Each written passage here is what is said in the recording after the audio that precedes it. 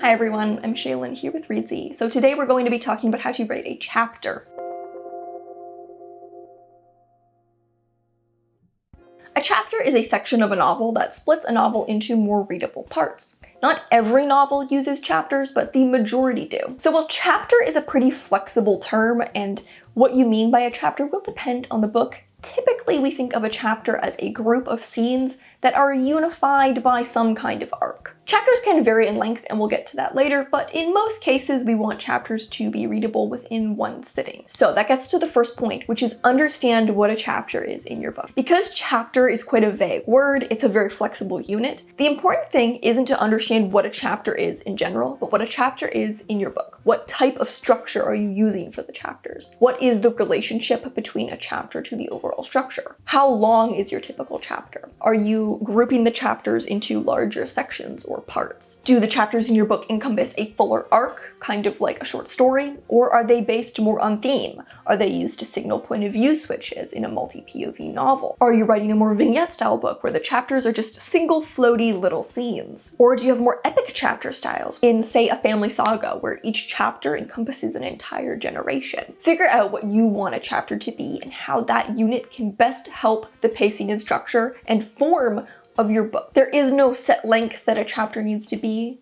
It just depends on what best serves your story. Which leads to point number 2, figure out how chapters play into the pacing. What you decide here can have a really strong effect on the pacing, since chapters are a really important tool for controlling your book's pace. We can think about this really simply. If you've ever read a book with really short chapters, the pace probably felt a lot faster than a book with really long chapters. Now, pace depends on a lot of factors beyond just the chapter length, such as the ratio between summary and scene, the ratio between dialogue and description, or how much time is passing on the page between distinct plot beats. So think about how you can use the structure to either complement or offset the pacing of your book. If you have a book with very little external plot and technically a very slow pace because not much happens, you might want to use short chapters to offset that, because long chapters would just create a really dull reading experience. So you can offset the lack of plot and really slow external pace by creating a quicker pace through the chapter structure. Or maybe you want to use the chapter structure to complement the pacing. Let's say you're writing a really epic intergenerational family saga with kind of a slow burn pace.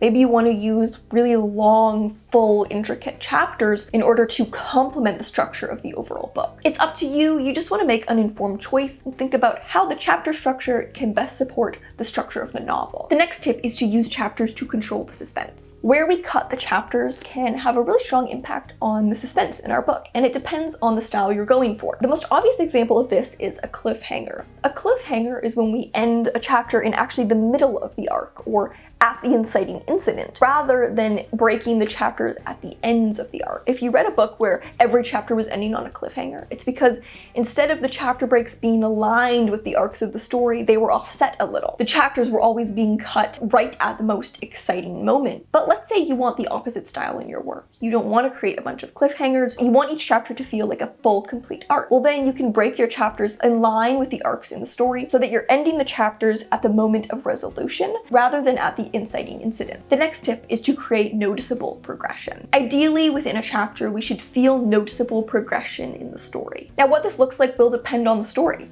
In a very character-driven work, this may mean that we've learned more about the characters, maybe saw them make an important decision that revealed something crucial about them. In more plot-driven work, it may mean that we saw a noticeable plot progression where the character took a tangible step forward, or maybe was set back in their journey towards achieving their goal. If it's a very relationship-driven book, we'll see some kind of noticeable progression in the relationships between characters. Or in a very theme or idea-driven book, we'll see some kind of meaningful exploration of one of the key ideas or themes in the story. Now, most books are going to be a combination of many of these elements. Most books are going to have significant plot, character, relationships, and themes, so we can see development in multiple of these areas, but we want to use a chapter to create some kind of noticeable step forward. This can be the challenge of shorter chapters where you don't have much space to create a noticeable step forward, so you really have to think about how you're using that really small space to still create maybe a small but noticeable progression. So in most cases, it's going to be a combination of all of these things.